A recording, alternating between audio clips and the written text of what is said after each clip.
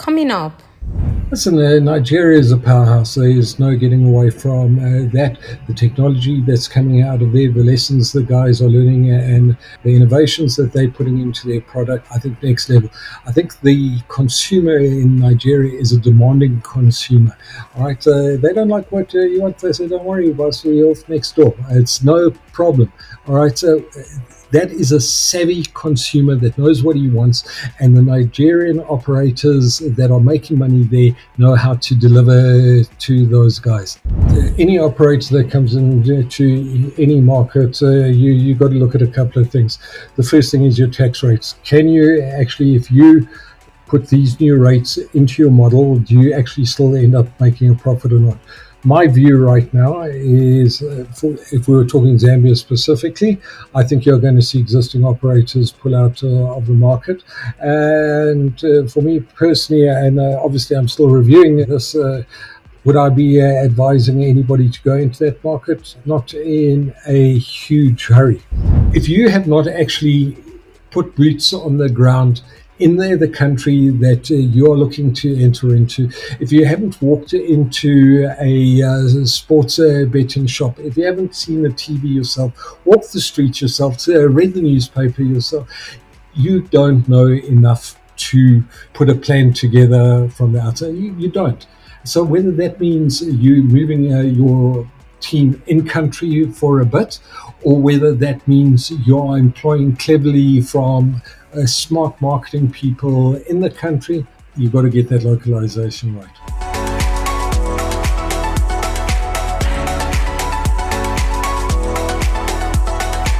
Previously, Operators think of building theirs versus buying. What do you think they underestimate in terms of like the difficulty or the time it takes? And maybe possible examples of where you've seen people try to go their own way, then eventually come back, and what led to them coming back. Of course. So the build versus buy, let's say differences or effects that take place between those two choices would usually start with the launch timelines. So with building your own, it can take from 12 to 24 months, which is, a process.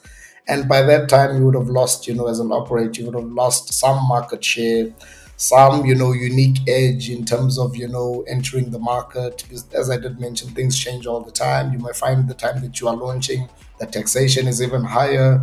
Your platform still needs to adapt to these changes even before, the final build. dear listeners, thank you for being part of the iGaming Africa podcast. Remember to visit our website igamingafrica.com for the latest news and updates from the iGaming industry in Africa. Hi everyone, and welcome back to the iGaming African podcast. And with me today, I have a very interesting guest. Martin is someone I've spoken to, and genuinely I loved talking to him. He's very knowledgeable, and today he's going to be sharing so much from his knowledge with us all. Hi, Martin. Do you want to introduce yourself to the guest a bit? Oh, sure. Hi, Victoria. My name is Martin. I've been in the iGaming space for well over 20 years. I started in online poker. I moved into online casino, and many years ago into online sports as well. I've worked globally. I've worked in South Africa a lot, I suppose each of the regulated online or land-based casinos. I've been involved with them, and through Africa, various jurisdictions through Africa, I've done all sorts of things. So yeah, that's me in a nutshell. Super excited to have you on today. And I know you've spoken about how exciting the African market is from both product and skills perspective. And we went on and on. And I would really like you to share your views on what makes the African business space stand out, especially when you compare it to, other regions. We have our own uniqueness and some of the things we've spoken about. I would really like to hear more of it. All right, so sure. So I think for a lot of businesses that come from outside of Africa, A lot of the European businesses, the UK businesses, the American businesses looking for new markets. I think they look at Africa as one of the markets they could possibly come to in order to increase their revenues. This is as Europe became more regulated and more difficult to work in as a homogenous region, right? Back in the day, you could have a multi-license and you could do the whole of Europe. Now you're licensing in every jurisdiction. And I think a lot of people, a lot of operators from outside were looking at places like Latin America and looking at Africa as the next place for their big market expansion. All right, while they were doing that, sitting in Africa, I think no one was sitting waiting for anybody to come in and save us. Very many large, beautiful gaming businesses were built in all parts of Africa. If you look at Nigeria, if you look at the businesses that have been built in Kenya, if you look at what's come out of South Africa, the Betways, for example, of this world, we have been building big businesses of ourselves. In fact, South Africa, if we had to come to it, was one of the founding places of the whole online gaming movement all those 20, 25 years ago. So I think there is a depth of skill in various jurisdictions in the market. But like I've said to me, I believe we've got a duty to maybe grow that skill base amongst the younger people and, build a depth of reserve for what goes further into the market. Oh, nice. Would you say, because you've spoken so much around the regulation in terms of looking at the European market and how that has really driven growth, even for other markets like Latin America, like Africa. And right now, there's been so much conversation, even in the African space, around regulation. I think the most recent one would be Zambia. What's your thought on, the Zambia Act that was just passed? I think it should be around August 8th, that's early this month, which is very explicit. What's your take on it? All right, so that's less about regulation than it is about tax. Now, as far as regulation go, I think most operators would prefer to operate in a fair, balanced, regulated environment. I think part of the problem that comes in is when environments over-regulate, because that leads to dechannelization. So if I had to take European examples like the Swedens, the Germany, where they've made it almost impossible for a person to trade in there and for a player to get a fair experience in a regulated environment, I think you find that there is a big movement to moving to offshore operators. And I think the same thing is happening here. Now, the Zambia one is really interesting. They've just put a tax of 10% of stake on players in that market. And to be quite fair, I think that's unsustainable. One would have to ask, what is the government actually trying to do? If this is a case of possibly engendering more revenue, I think it's going to fail, because what you're going to do is the player's funds are going to be depleted so quickly at that level that the player is not going to get a good experience, and he's going to go to somewhere where he's not getting that experience. From an operator point of view, I think it's damn near impossible to actually generate a profit at that type of level. It's impossible. So I think you're going to be finding a number of people exiting that market now. And it's a pity. If the goal is to maybe shut down online gaming, then that's a different story. But then let's not do it this way. Let's ban it outright. If the goal is to protect the player for responsible gaming, there are absolutely many, many more ways to protect a player, and we can discuss those if you want, than to actually tax his wallet out of existence. So that's my view on that. And I think it's fair to say that those jurisdictions where the tax rate is fair do very, very well, and there's great market growth. South Africa, if we're looking at an average across the country of 6%, 6.5% in gaming tax and 6% withholding tax on horse racing revenue, that's not an issue to anybody to pay it from an operator perspective, from a player perspective. It's fair, no one has an issue.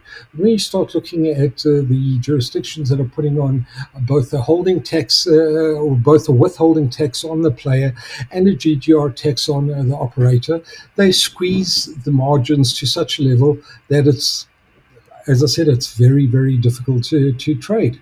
And I don't know if that is a lack of understanding of the mechanics of just how little margin there actually is in an online operation, or if that's maybe just a desire to get tax from where they can.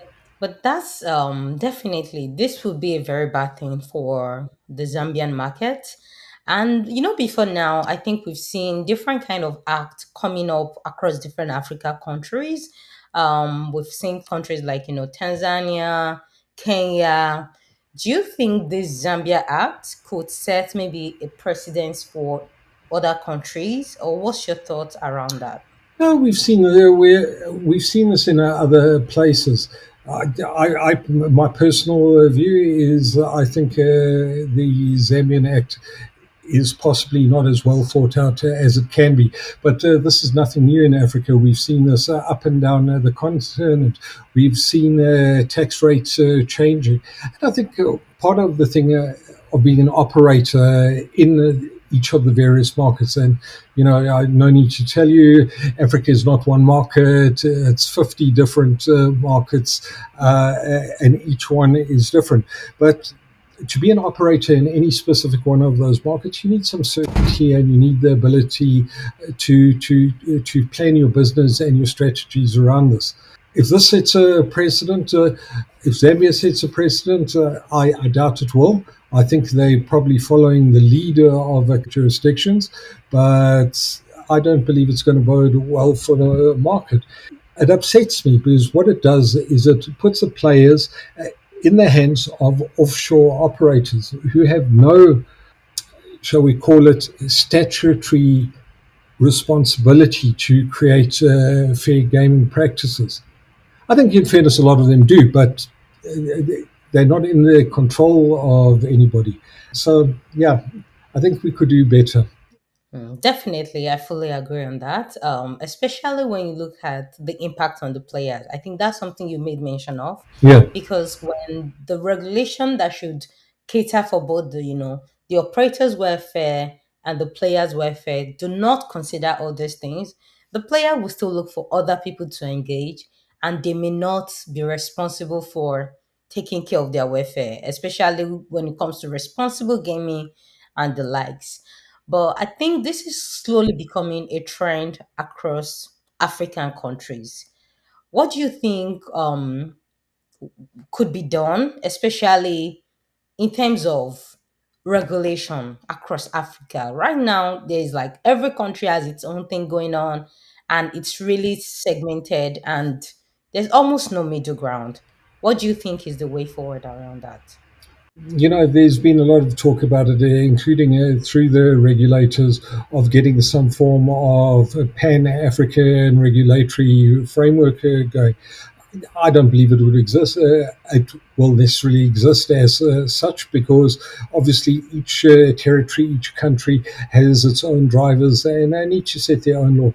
But there could be a general overarching principles that each board subscribes to. And I really would like that to become a place. As you know, the jurisdictions vary from South Africa, which from a technical point of view and from a software point of view is probably one of the most highly regulated jurisdictions in the whole of Africa, to the rest of it, where if you just have maybe a GLI 19 certificate, you're in a better position to provide your software. South Africa, for example, you have to work really hard. I'd like it easier in some regulation, in some jurisdictions. I'd like it a little bit more stringent in other jurisdictions. But at the end of the day, what I'm looking at is fairness. Fairness for the government, fairness for the fiscus, fairness for the operator, that he can make a decent living out of providing the services, and fairness for the player, that he can get a fun, fair, safe, enjoyable experience without being taxed to death. I know it sounds almost utopian, but that's what I'm looking for. I just want everybody to be happy. Okay, I know you've spoken about fairness, and I was going to add the line that it sounds a bit utopian, but in terms of practicality, what do you think is the right balance between regulation and regulation that takes care, that caters for both the players, the operators, and make sure there's still enough regulation in place? In terms of reality, what do you think it can be feasible or can be implemented? That's a huge question. That's a huge question. Once again, everybody has their own idea of what is enough and what is too much on any one level. But for me, without a question of doubt, I believe every jurisdiction that comes online needs to have some way of testing from a technological point of view that the software is fair, that the payouts are fair, that the RNGs are fair. Whether you want to call GLI 19 a global standard for that, or you want to take the one of the other things, maybe the South African science, whatever you want to take as a standard. I think there does need to be some form of baseline testing and audit of that. From a responsible gaming point of view, I believe there should be minimum levels of responsible gaming put in across any jurisdiction. Obviously, if players, and I think Africa in general, all 50 places, are taking a good note of responsible gaming. I know certainly in my home jurisdiction of South Africa, it's very much a topic, and it's very much something the boards are approaching with all due seriousness.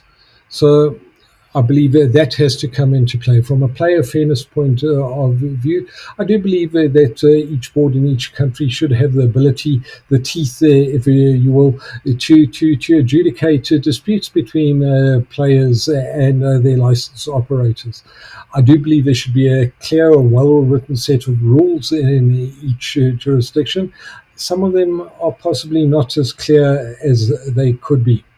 So, yeah, that's really what I believe. To go deeper into that, I think what we need to do is get all the regulators in a room, and I believe they are going to be in a room in Lisbon just before the SBC conference next month. They should have shut the middle ground. No, that sounds interesting. Hopefully, we get to see that happening soon. But I think one more thing I would like to ask from your experience in marketing, if you were advising an operator right now looking to maybe enter the Zambia market, what's the number one thing you think they need to get right, especially under this new law, under this new framework here? Well, so any operator that comes into any market, you got to look at a couple of things. The first thing is your tax rates. Can you actually, if you put these new rates into your model, do you actually still end up making a profit or not? My view right now is, if we were talking Zambia specifically, I think you're going to see existing operators pull out of the market. And for me personally, and obviously I'm still reviewing this, would I be advising anybody to go into that market? Not in a huge hurry, you know. I think the gambling board's going to see the results of what they've done there, and they're going to have to make their own decision if they're happy with those results or not. I suspect maybe they won't be, because if the goal there was to generate more revenue, I don't think that's going to be. If it was to generate player protection, I don't think that's going to be either, because I do think you're going to see exodus to offshore operators in Zambia. To me, one, like I said, moving into any jurisdiction, not just Africa, but you've got to worry about your tax rates. You've got to worry about your payment methods, how you're getting in and your money in and out. You've got to worry if you're outside of that particular jurisdiction, how you're repatriating your money home. As you know, within Africa, we've got very many varied exchange control laws in various of those countries. So those are the core things to worry about. And then, you started this particular part of the conversation on marketing. Then you've got to worry how you're going to sell in those places. I think Africa's and I'll go back to the global thing. Africa is kind of different from a lot of other places in that it's not you just go get your affiliates, so you pop on your Google AdWords, and that's where you start. With us, so much of it is influencer based. So much of it is in the WhatsApp groups, the Telegram groups, and the various other groups. So much of it is land based activations. So much of it in the various jurisdictions is done via the agent system, via the marketing via agents. You know the story, a guy with his half drum and his little POS device and his umbrella selling tickets for whatever. These are all strategies that apart from the usual above the line and below the line stuff, that Africa is different. And certainly, what I would advise anybody coming into the market is to employ a goodly portion of the marketing team in country. It's very, very difficult to sit in London or in Malta or in Stockholm and try and figure out how you're going to market to your average Ugandan, your average Mozambican, your average Kenyan, your average Nigerian. So, yeah. Definitely. Basically, right now, Zambia is one that any new operator coming in has to tread softly and might Yeah. not be best to just, rush in, especially in a time with so much uncertainty. Yeah, 100%. Listen, you've got to look at the spreadsheet. If you look at your model, if you are charging a 10% of stake of turnover, so not even profit. True, true. Now let's zoom out of Zambia a bit and let's talk about. I think earlier you mentioned the lack of a unified structure across, Africa. And I've had this being said a lot of time, especially in the betting space. How feasible do you think this is? Because I feel I don't think it is feasible. I don't think you're going to end up with a unified Pan African set of laws, but very much like the EU, there can be some form of frameworks that everybody fits into. I don't, I'm not trying to take sovereignty. I'm not suggesting we're taking sovereignty away from any single country and or telling them how to run their tax affairs. But I think these are generally accepted way of doing things that in the global on gaming space that I think some jurisdictions in Africa do less than and some do more. I do think I don't believe there's actually going to be a law passed at the end of the day, a Pan-African law. I don't believe that. But I believe the boards could work to an understanding of getting themselves to a level. And I think that's an education thing. When you look at some of the tax decisions that certain jurisdictions have made, and to this I'm not putting any names to any countries, but if you look you at should. if you look at some of the decisions they've made, I don't know if it shows almost a lack of understanding of the mechanics and the economics behind running these operations. Yeah. When you make mention of education in particular, you've spoken about how maybe a lot of these operators are not fully educated on how things operate. What role do you believe education, conferences? I think right now we are seeing a lot of conferences. Even at iGaming Africa, we have a conference coming up next year.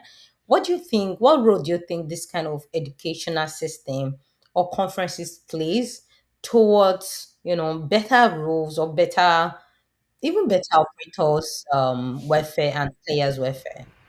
So I think they're absolutely invaluable. If we look at conferences in general, over my 20 plus years in this industry, I have made a point of attending conferences globally. And obviously I work in different markets, but I've made a point of attending these things for various reasons. On the one, I see the new technologies, and I think it's incumbent on all of us as professionals in this space to understand the new technologies. Be meeting up and networking with peers in the industry. And we feed off each other, right? So much of learning is knowledge transfer between people. I mean, that's basic, obviously. And, if I had one comment, I'd probably like to see more of the workshop level stuff, the hardcore learning stuff. I talk a lot at conferences. I'm talking at your conference, in fairness. Um, but there's only so much you can do in a 20-minute pitch or a 20-minute speech, or if we're on a panel for 40 minutes. We can touch on the basics. We can't dive deep into master classes. And I would love to see more of that attached to the conferences. I think Africa in the past 2, 3, 4 years has started building out quite a decent schedule of conferences. You can name them if you want, but there's some really good ones coming up. I think the large international players, the SPCs of the world, the Sigmas of the world, are looking at the continent for these types of things. I think Sigma Africa in Cape Town last year was absolutely beautiful example of what can be, and do I believe that people should attend them? Absolutely. Certainly for the local conferences, I would personally prefer to see more of a depth of seniority levels come to and experience these things. The truth of the matter is, we end up in Lisbon. It's normally your C-suite guys that are up there, and yeah, they get the value, but staff should also be able to get that. And I get you can't do that for every long distance conference, but we are building out a beautiful schedule of local African conferences that they can. Definitely. I believe workshops, especially, because most of them are very concentrated, focused, and even within conferences, there are breakout rooms focused on different Mm. kind of workshop. I believe that would make a whole lot of impact and Yeah, spreading the guest out, like you said, not the same set of people attending these conferences yeah. all the time. And finding ways, because I think the problem sometimes also is a lot of these regulators, they kind of separate themselves from the industry. It's like you are against us, we're against you kind of vibe. But I think as long as the seats across different side of the table, we'll never really have a unified plan towards a working industry. I But maybe agree with you for some regulators. I probably disagree with you for others. I think what you're saying is very hard to push at a blanket statement. I find a lot of regulators are keen to have the chat, are keen to understand. Obviously, we all come from our own perspective. As an operator, it is my goal to provide the player a fair product and for me to make a revenue. The regulator's point of view is to protect the laws of his country, protect his fiscus, and protect his player. Got it. No issue with that. But that's not necessarily 100% adversarial. And I think a lot of the better gaming boards do take input from operators and from consultants and people to, they make the effort to understand the industry. I can name at least 2 or 3 boards in South Africa that are very much that way. And the truth of the matter is, if we go out and all going to be in Lisbon next month, as you know, I think you'll find a number of regulators there who are actually doing the work of learning about the industry. I think, on the other hand, we find a bunch of regulators I've never seen travel. And, I'm talking about through the continent. So, yeah, becomes interesting. yeah, definitely interesting. But I also know, we recently spoke about how much affiliate markets is growing in Africa. Um, Yeah, But Yeah, what does that? I think it's an early days. It's kind of a contradiction. On the one hand, it's early days for affiliates in general. I think you find there's so many of programs in various countries only starting their affiliate programs now, or have started them in the last year, 18 months, where there've been affiliates and quality affiliates working and getting traffic in Africa for the last many years. So the affiliates have been keen. I think it's from an operator point of view, it's taken them time to possibly understand the value of them. But having said that, it's an evolving ecosystem, and I think the guys that have gotten in earlier and are doing well in this market are going to continue doing well. But I also think there's a huge opportunity for young, smart, media savvy local kids that are growing up into the business to actually generate huge businesses out of this.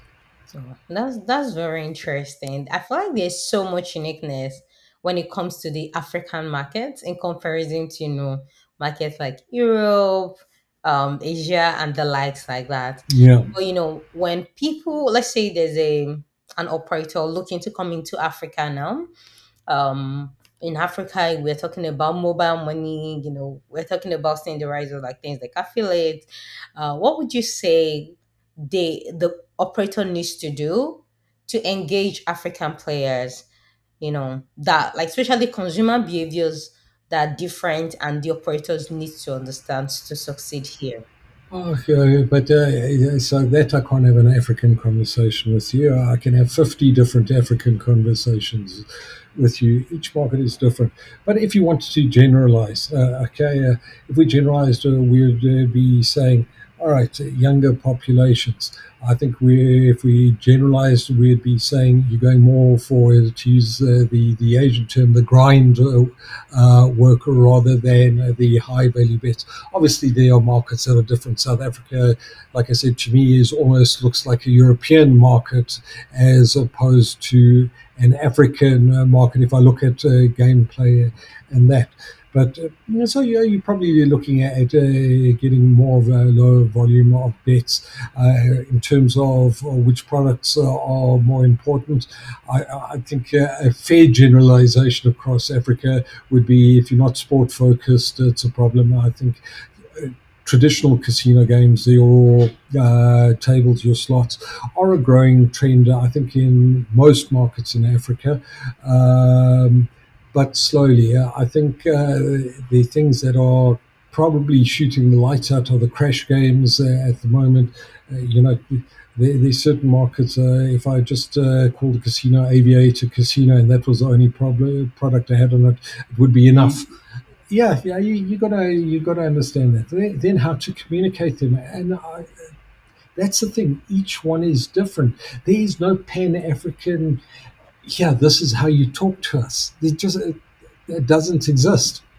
And I think there's, a lot of the assumption that Africa is one, Africa thinks like one, regulates like one. But just like you said, each of the markets adds so much Yeah, uniqueness in terms of how the people relate to the market, the volume, yeah, cannot compare the volume of a place like South Africa, even to yeah, Nigeria, even though you have more quantity, like in terms of people. yeah. So I feel like there's so much dynamics when you approach each of these markets. And that's 100%, but it goes deeper to that. It goes into betting styles. You come to South Africa or you go somewhere else.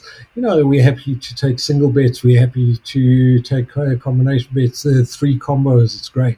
You get out to Nigeria, and I think the first time you see a 25 leg combo, I think your average Swedish bookmaker would damn near have a heart attack because the guys are trying to achieve life changing money off that. But having said that, the margins in sportbook in places like Nigeria are a lot higher than you'd be getting in a South Africa because people are chasing that dream. And it's not that's not true for all of Africa. It's various and specific markets. To me, if you have not actually put boots on the ground in the country that you are looking to enter into. If you haven't walked into a sports betting shop, if you haven't seen the TV yourself, walked the streets yourself, read the newspaper yourself, you don't know enough to put a plan together from the outside. You don't. So whether that means you moving your team in country for a bit, or whether that means you're employing cleverly from smart marketing people in the country, you've got to get that localization right. Languages become interesting. You know, for me, when I think of Africa in my mind, and I know we don't group them, but it's those that speak French, those that speak Portuguese, and those that speak English. That's kind of the three groupings I'm looking at. Then we've got, all the different languages in each place. Okay, South Africa, we blessed, we have 11 official languages. All right, do I want to put up a website in 11 official languages? I'd postulate probably not. Okay. Sure, that definitely sums it up. And I know earlier we spoke about how much development we've been having in the Africa, betting and gaming space. Do you think we could potentially be in a place to also export? We're constantly talking about operators from different regions coming into Africa. Do you think we could also export our local startups, back to like places like Europe or Asia? Or you think it probably will take a whole lot of years to get to that? Look at Betway. Look at Betway for a South African example. Hollywood Bet have UK operations. I think if you take a look at how guys like the Kingmakers guys have moved into South Africa from where they are, I thought that was smart. There's nothing stopping them moving into any other jurisdiction in the world that they'd like to. They've got the money behind them. They've got technology behind them. They've got a very clear view of how to work with players. Absolutely, I think. And as you know, South Africa was one of the starting points of the whole global online movement with the whole micro gaming infrastructure. This is where it came from, right? So, yeah, absolutely. I believe we can export from a game studio and what we're doing in terms of games. I think there are a couple of guys that I've seen in Africa that are making unique content. Okay, fair enough. The guys from outside making unique content and Africanizing it quite well coming in. I point to Split the Pot, for example. I think there's a Swedish company that are actually doing amazing work at localizing product, right? But when I see some of what the local producers are doing at the moment, I think it's got global potential. So if you had to, bet on any African country apart from South Africa, of course, what African country would it be and why? Listen, Nigeria is a powerhouse. There's no getting away from that. The technology that's coming out of there, the lessons the guys are learning, and the innovations that they're putting into their product are, I think, next level. I think the consumer in Nigeria is a demanding consumer. All right, they don't like what you want. They say, "Don't worry, boss, we're off next door. It's no problem." All right, so that is a savvy consumer that knows what he wants, and the Nigerian operators that are making money there know how to deliver to those guys, and that's a fantastic, unbelievable thing. The downside to that is they're also very smart. They, if you've got gaps in your maths and your bonus maths in anything, those guys are going to find you out very quickly. So I think operators coming out of that school are strong, and I think they can go anywhere in the world that they'd like to. There's a lot of lessons learned there. I think that's probably one of the main ones. I think for a lot of the other larger jurisdictions, I think they need to get their regulatory side a little bit more settled. That the industry's got room to breathe, to go into. I think from volume points of view, Angola is still a very new jurisdiction, but just the sheer volume of people, the size there, if they get that thing going to the levels of Nigeria, I think that's almost going to be unstoppable as well. So, yeah, there are a lot of jurisdictions. Kenya, a lot of smart people coming out of Kenya, as you well know. Let's see what happens with them. And I think, fair enough. And this isn't a plug for you guys, but what iGaming Africa is doing out of there in terms of spreading the word of Africa and who is who in Africa and what the beautiful things we create in Africa are, I think you guys are doing a fantastic job. So thumbs up to you guys. So, before we move to the closing conversation, what would you say what makes you really optimistic about the African market in general? What makes me so optimistic is the sheer amount of growth and development and maturation we've still got to do in this market.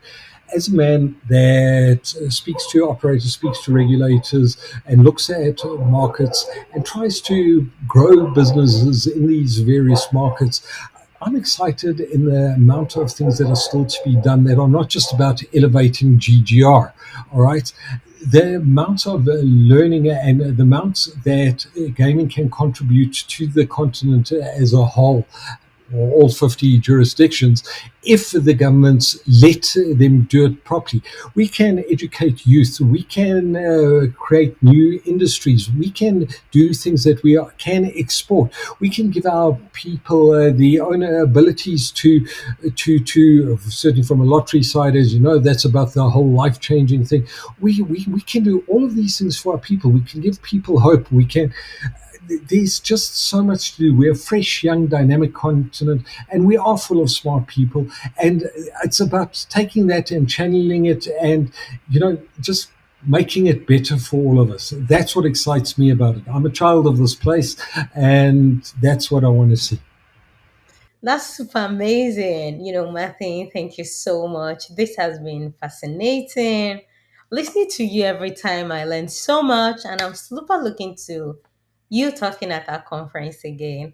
But before we wrap up, if you could give one piece of advice to regulators, operators, what would that be? To regulators and operators, I've got one piece of advice to them. Talk, guys. Be open about and transparent about what you're trying to achieve with each other. And I say that for any market anywhere in the world. Okay. If you, from an operator point of view, if you're playing with the tax numbers, but you think it's going to generate revenue, understand from the operator, understand his business model. And from the operator side, understand the regulator by rights is not there to destroy you. You're both there to cooperate and provide that safe, wonderful playing experience to the player. Make sure that the operator gets his fair revenue for providing the service as any other businessman would, and let the regulator make sure everybody is safe and they look after their fiscus as their job. All right. And that only happens with conversation and when people are talking together. I am saying talk. I want to see more of the regulators at the shows. I want to be speaking personally to more. I'm happy for any regulator in Africa, if they want a session on any topic, I am happy to do it myself. Or if I'm the wrong person, to bring any one of the people, the vast network of people we work with, to dig into a specific. It's about education. The more educated you are, the easier it is to make correct decisions. And that's what I want people to do. I want people to talk. And that's all we need to do, dialogue, have the conversation, make the meet each other halfway. And that's definitely the only way to progress as an industry. Thank you so much once again for joining us on iGaming Africa. And to our listeners, thank you so much for constantly tuning in. If anyone wants to connect with you, Martin, what's the best way to reach you and connect with you? They can get me on my email, which is martin at gapartners.africa. It's martin at gapartners.africa. Or they can hit me up on the LinkedIn. I speak to everybody. I'm happy to speak to everybody. Thank you so much. And stay tuned, guys. We have so much in planned for you. And see you in our next podcast recording. Till Lovely. then, bye. Cheers. Thank you. Bye bye.